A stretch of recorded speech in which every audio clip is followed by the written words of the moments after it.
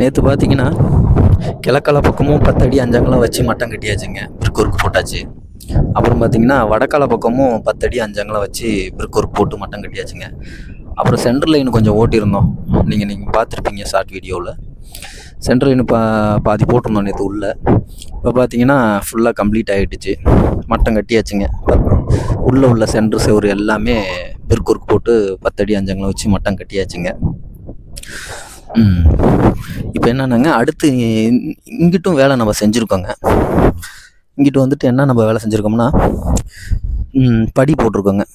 உங்களுக்கு பார்த்தா தெரியும், காங்கிரீட்லேயே படி போட்டிருக்கோம். நீங்கள் வீடு கட்டுறவங்களா இருந்தால் காங்கிரீட்டில் படி போடுங்க. எதுக்கு இதை நான் சொல்ல வரேன்னா, நீங்கள் பிரிக் ஒர்க்கில் தான் படி போடுவாங்க. அதில் போட்டோம்னா என்ன ஆகும்னா, ஏதோ நாளைக்கே வீடு ஏதாவது ஷிஃப்ட் பண்ணுறோம், ஏதாவது பண்ணுறோம்னு வச்சுங்களேன், அது உடையிறதுக்கு வாய்ப்பு இருக்குங்க. காங்கிரீட்னால் உங்களுக்கு உடைய வாய்ப்பு இல்லைங்க, கிரிப்பாக இருக்கும்.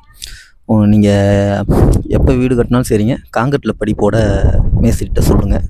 காங்கிரீட்டில் படி போட்டால் நல்லா சேஃப்டிங்க.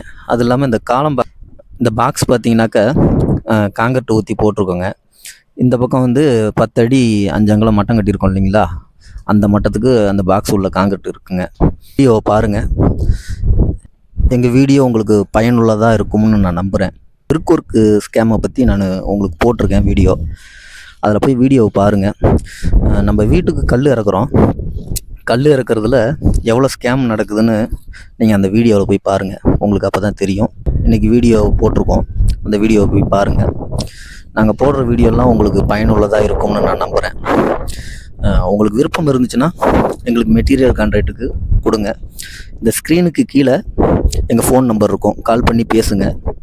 இனி துவங்குவதெல்லாம் இனியதாய் துவங்கட்டும். வணக்கம்.